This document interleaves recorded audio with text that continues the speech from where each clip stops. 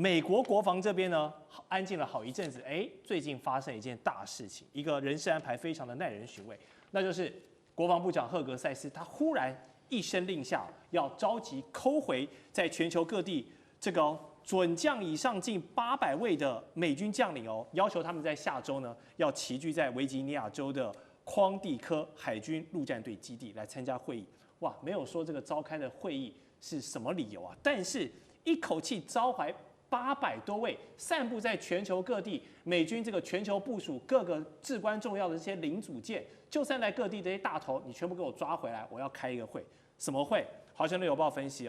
美军从来没有在同一个地点这样高度集中军事领导人的情况，真的是太罕见了。而且大家都会担心，虽然说美国的本土真的是防空各方面是滴水不漏，但是所有人这样聚集在一起，这个军事风险会不会太高了？如果真的有心人士要对你做打击，你真的就是被一锅端呢。好，这种大场面，以军事惯例研判，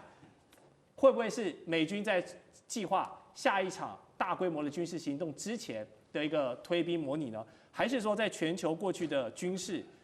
文化当中有没有见过这种事情？我是没有听过了，但将军你觉得有这种状况？我觉得不会是做战争准备或作战计划了，因为你要了解美国军队的这种制度跟他的责任。我们经常听到，就是美国有一个叫联合参谋会议首长主席那以前是布朗，这次被拔掉了。那另外来讲，我们经常听到印太司令部，对不对？欧洲司令部、中央司令部。其实美军来讲，它是在全球各地有一个司令部。那这个司令部是做什么工作的？它拟定相关的作战计划。比如说中央司令部，它就负责中东地区的所有作战计划。对，可能有很多的想定，可能很多状况。那每一个想定，它这个司令带着他参谋拟定好。拟定好，如果说万一发生什么状况来讲的话，由美军统筹派部队给他，比如说是如果说他需要2个航母战斗群，需要2个空降师，或需要多少地面作战部队，这个再把部队编给他，编给他以后，由中央司令部去指挥这场作战。所以任何一个作战都是地方司令部他来测定作战计划，而不是叫国防部长来测定的，这不是那印太地区就由印太司令部来测定作战计划，平常部队也不归他，不归他的建制，不归他，是美军自己直接管制的。那在这种状况之下，我觉得不可能说是把所有全球各地的将官都带回去讨论作战计划，这是不可能的。那另外来讲的话，你知道赫格塞斯他是战争部长，但他主要是什么权责呢？我觉得他主要权责是这个军队的人事权在他手上，人事权在他手上。那这时候还有这个军中的文化相关的这东西，在他掌握的，真的作战指挥不归他。那这时候把800个人叫回去，我们不禁会联想到，是不是跟他的人事有关？这个由于是赫格上任以来，那我们感觉到美军里面这个一连串的你可以说人事的调整跟调动甚至于有些人被迫离职，包括好几个将军都被迫离职了嘛，就命令他们退伍。那这次800个人回来，是不是他在这个我认为是在人事或政策上面有重大的宣示？因为川普很喜欢 cost down。那第二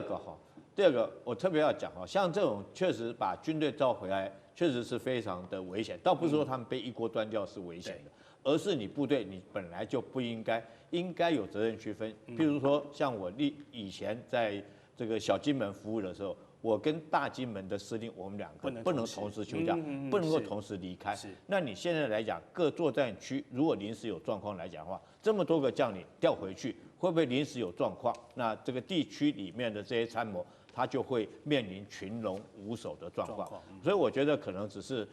赫格塞斯有重大的人事政策，或者是说他们的这种文化上面来讲比如说像刚刚要砍人，要砍人了，像这个可能性比较，像这个可能性比较高，但是跟作战我觉得是完全应该是没有关系。好，不过就在赫格塞斯召集这些将领起来，可能是要做一些人事宣布的同时呢，美国的空军特种作战司令部也发出了命令就是现在他们要对委内瑞拉不客气了，这个准备任务给我做好，随时准备备战，代表了高度的这个状态。而且此前美国的南方司令部就已经增派了10架的 F-35A 闪电2式的战机到波多黎各，那海上则是部署了3艘伯克级的驱逐舰，再加上硫磺岛号2栖攻击舰所率领的海军陆战队待命群等等，好，陆海空都给你部署了，就是要剑指委内瑞拉了嘛？还叫前面说的大动作召集800位将领开会，当然可能不是要询问他们的意见了，但是是不是要公布一些什么重要的东西？还有现在美国跟委内瑞拉这件事情该怎么来发展？张教授，我们请帮观众朋友点评。我倒认为，美国现在他这个召集的800位将领，我认为是有蹊跷。我们来看呢、这有几个征候。自从今年的1月20号，川普总统接任美国第47任，对，来看，他1月20号上任，他2月的时候就把就是我们的参谋联席会议的主席啊，这边在我们这边呢、叫做参谋总长，直接开除了，那个布朗把布朗拿掉了，这空军部这是布朗是空军，我在美国还看过他，因为布朗在这一方面是很服众望的，是你把这个最大的最高的换掉你直接换掉他，你刚上1月20号上任，2月就把他拔掉了，你看看这会不会在美国？他都有他的人脉，他的影响力，他在军中40多年，你看他影响力多大，你把他直接换掉了，这个人事会造成士气还有部队管理的动荡。好，那紧接着5月份的时候就说要把你们这个上将太多了，一共38个上将，要砍掉7个，你们只能剩下37啊。那么现在上将要变成中将呢？为什么砍掉？因为美国每35000人编制一个上将，平均是美国135万个部队，所以编制38个上将。你现在说要砍掉20%，要砍掉7个，那会造成陆海空军，美国有4军，如果加上火箭军就是太空军了，就5军，它是陆战队也算一个军，陆海空陆战队加上太空军，那每一个都要砍。那我现在的话，你可以增加，大家高高兴，你一砍，这是得罪人的事情了，这是今年5月的事情了。难怪有人说玩鱿鱼游戏要淘汰，对，就类似这个样子。那大家高不高兴都不高兴了。另外一个在8月上个月啊，你把 DIA 就是美国的我有大家叫做国防情报局 （Defense Intelligence Agency）， 你也给他把它拔掉了，管情报你把它拔掉，那这样的话你会造成人事动荡。我干得好好的，我没犯错，你干嘛把我拔掉？问题是出在这里，那你会造成人心动荡。所以一般来讲，美国在海外的这些部队，这些我们叫做指挥官或者是总司令他是怎么样？他是用视讯开会的，就你把他从欧洲叫回来，从亚洲太平洋通通叫回去。对，这个是非比寻常大家从来没有的事情，都视讯啊，他们要舟车劳顿是这个样那你这样呢？他们有驻地有任务的，那换句话说，我认为是人事的问题是第一。第二个，我们来看。可能政党倾向因为美国是共和党跟民主党，那个前阵子的时候是这个拜登是民主党，现在共和党上来了，那有些人可能还有一些这个政党倾向，每一个人都有政党倾向，军人也是啊，军人也是公民啊，你怎么没有政党倾向？统统换掉。那你这样的话，部队有一半将近是民主党倾向的嘞，就把它换掉，那你会造成部队上士气的问题，没错，内部管理的问题，那你现在把它招回来，以免这方面呢是会出大问题。最后一个，我认为。是以巴的从以色列跟巴勒斯坦，对，那以色列巴勒斯坦有的人他拒绝执行命令，他说我不运送武器，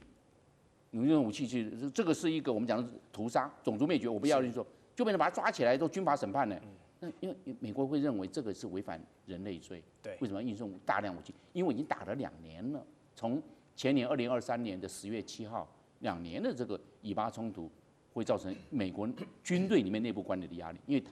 它里面也有同情的，我们讲的人道主义者，没错，是这个样子，所以造成大家压力都很大。那压力很大的时候，赫格塞斯有时候很难压得住，你有说服不了这些老将。赫格塞斯你是少校退伍当国防部长，他本来就只是川普的一个，他之前是媒体人嘛，他少校退伍去当媒体人了，你要压那些上将。4星上将，有时候压不住，你知不知道？这压不住不行了，要回来。所以他有跟这个赫格塞斯绝对跟川普报告过，才能够把这些海外的这些高级将领通通叫回来。因为川普是3军统帅啊，我们叫5军统帅好了，5军统帅啊，对，是这个样啊，当然报备。所以川普你要问川普，对我知道这件事情，但是不能透露太详细。我认为这些点点滴滴啊，都造成美国，尤其是高阶的这些将官，尤其是战争部，因为现在不叫国防部，叫战争部，对，很大的压力，压力过后又不行了，一定赶快召回来，大家来讲一下，对我们政策是如何，将来如何做，如何配合，如何执行，不然以免出其他的事情，节外生枝。是。好，我们再持续来讨论一个比较跟我们台湾确切可能会影响到的一个国防话题，就是日本的产经新闻访问了美国这个现在叫战争部之前国防部的前政策顾问一位叫做吉原俊景的先生他就说透露川普政府呢即将发表的2025年国防战略呢要嚇阻共军犯台作为对外的战略核心他说如果北京一旦打破平衡进犯台湾，那么美军呢将会介入阻止。吉原指出新版的这个国防战略是以美国优先跟以实力求和平这2大概念为基础，并且要以构建这个金琼系统 Golden Dome， 还有美国的本土防卫以及嚇阻中国武力夺取台湾这3点作为重中之重。但我们看到前一阵子这个美中的贸易大战，大家打得非常激烈，但是经贸还是留了一线，日后好相见但是国防方面，现在台海议题真的要被川普政府端上台面，好好的审视，好好的讨论了吗？过去以来，美国一直都是走一个战略模糊的方向，我就是你们自己去谈，我就是不支持也不怎么样。但现在被这样子吉原一说，我要把台海议题端上讨论桌当成筹码，所以抗中保台这张牌，现在美国也要拿出来打了吗？我想问一下，敏焕哥，我们先讲好了。好了，我们来先看一下第一个，在川习对话当中，这次非常罕见的台湾只字未提，南海只字未提，结果都只字未提之后呢，美国的媒体就说了，其实在在习川的对话当中，他有谈论到3件事情，第一件事情降低关税，第2件事情减少贸易的障碍，第3个反对台独。那这时候所有的观众会问反对台独很熟吧？来，我们先把定义先跟各位说明一下其实美国过去的一个定义是在一个中国的前提之下，不支持台独。对，不支持跟反对是不同的字，所以他现在是说反对台独。那现在问题来了，美国吃不吃？后面不吃，所以据传后面是贸易，我们大家就各退30里。台湾的问题就先不了了之。但现在问题来了，第一个，川普一向以雷根为帅他就是以雷根为他的老师，他是他人生中的一个标杆，所以他是一个大美国主义。那大美国主义当中，我们现在要了解美国现在它真正的核心的整个利益在哪边我们来跟各位谈几件事情。最近有一篇新的一个报道说，如果我们因为美国他们本身4亿人当中，其实70%的消费已经可以把他们的整个所谓的消费给盯起来了，但能够让美国伟大的一个地方是在于，包括了辉达，包括甲骨文，包括 OpenAI 等等的科技的制载力，对，医学上面的一个制载力，跟整个所谓的国际上面的一个武力的一个制载力。但过去美国一件事情它是输的，超高音速飞弹。所以对于整个川普来说，我如何能够在外太空当中保护我整个美国的一个安全，这个是很重要的，所以才有所谓的金琼系统。我们把这些架构都推荐起来之后，这时候问题来了，不管是高科技，不管是军武，不管是所谓的极端的一个运算，目前全世界铁铮铮的事实告诉我们，全世界排名前15大的公司，包括了辉达、AMD、苹果等等的，现在在全世界的科技大脑当中，只有一个出海口，叫做台湾的台积电。那台湾的台积电，其实美国对台湾的台积电是爱也深，恨也深。为什么呢？贝森特跟川普常常讲一句话，就是你们台湾把我们美国人的晶片生意全部抢光光啊。但现在呢，来到这个地方，他们又没有替代的一个方案，所以我们把这个地方做一个combine 的一个部分是什么呢？就整个所谓川习会来说的话，对于台湾问题，大家是没有共识的。但第一个，对一方来说要拿下台湾，另外一方的话要保护台湾，没有台湾的话就没有所谓的高科技，这个对他们来说是重要的，所以才会出现了菊原进行所说的建构金琼系统，强化美国本土防卫，嚇阻中国武力夺台。为什么呢？这刚好符合美国最重要的3大利益。张志哥呢？抗中保台现在真的是美国有在想的事情吗？我来更集中谈一下这个国防战略。那么美国其实这样子，每一任新政府上台的时候都会出一版这个国防战略，平时不出的。那么这一次的，我们看川普上任之后，这个国防战略在9月初的时候初稿其实有披露出来。当时也就是说，这里头有几个条文是这样子，国防战略其实它基本上有2个架构，第一个架构是针对于国防。这里涉及到美国国内或者是美国的国内的区域的国防防务，这是一大块，金琼就是在这里。此外的部分是针对它的中俄，比如这些对手，在所谓国际布局当中，这是另一大块。它的国防战略是这样子，而国防战略我们都知道，它的在主稿人在负责的就是他这个次长跟台湾对于台湾的亚太关系非常重视的次长就是柯博吉率领团队来写这个国防战略的。所以我们现在来看，在9月初已经大家有披露看到架构了。现在因为10月要公布嘛，所以现在等于是这个日本人或他的这个顾问再把披露一下。大家比较惊讶的是，精穷归精穷。刚刚讲贺祖中国归贺祖中国，9月初看到也是如此，但他现在把两个东西变成好像有因果关系，所以是这样吗？不知道哦，我们要等到10月才能够真正看到正式的版本。但我要表达的部分是，确实美国有点变化，因为都知道就是在这段期间，包括华府，包括整个加州的派兵。刚刚讲国内嘛，对这个部分是很新的，是过去没有的，所以是不是在这一次的国防战略当中有具体体现出来？那么这里头，当然我觉得还是要特别注意的，就是说现在所谓在贺祖中国这件事情上，第一个柯博吉这个次长他一直是这个思路，所以他主导写这个东西确实没有错，但这个东西是川普的思路吗？还不知道。我们要知道，现在所谓对于中国的这个总战略来说，爪牙们、赫尔塞斯、卢比欧，包括刚刚讲柯博吉等等，他们基本上在印太当中都是强悍的，都是长期以来对抗中国的。可是川普不一样，而眼前接下来10月虽然要公布这个国防战略，但就像刚刚前面提到，10月底 APEC 川习会要见面啊，所以也就是国防战略怎么写，如果像现在讲的真的挂在一起了，可是，在川习会是不是会认了，还很难说。没错，地缘政治、美中之争、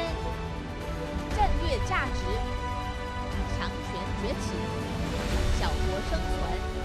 现在与未来洞悉事件走向，掌握世界脉动，全球观点尽在环球。